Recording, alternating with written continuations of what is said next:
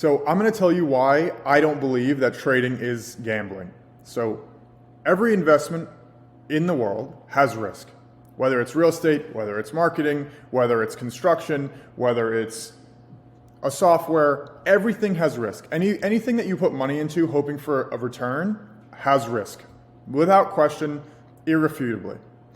People think that trading is gambling because you can directly quantify the risks associated with putting on a trade.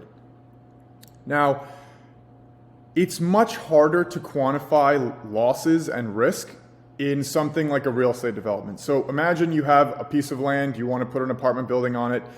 It's very hard to quantify the risks of not getting financing, of not getting tenants, of losing your contractors, of getting permits, etc.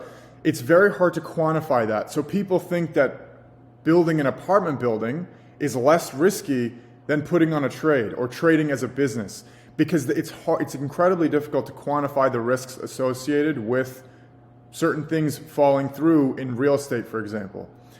But with trading, it's predetermined. Before we get into a trade, we know this is my loss. I'm risking $5,000. I want to make $20,000. And we know we can quantify it. We do it beforehand. But with real estate, it's different. With other businesses, it's different. Like you're not sure. What about like opportunity cost as a whole of hiring someone, of not hiring someone, or not firing someone? Every business has a risk. If you keep that person on your company that you should have fired 2 years ago and they're just coasting through, you know that they're not doing the work they're supposed to, but you just don't have the heart to have that conversation, that's a risk. You're losing money because that person is not as productive as a new hire would be, as someone that's a better fit would be. Now, there are so many different situations and examples I can provide, but people associate gambling and trading because the losses are quantifiable directly and the risks are quantifiable directly. And it's just such a wrong way to think about it, because every business in the world has risk. Every investment in the world has risk. It's irrefutable. There's no question about it.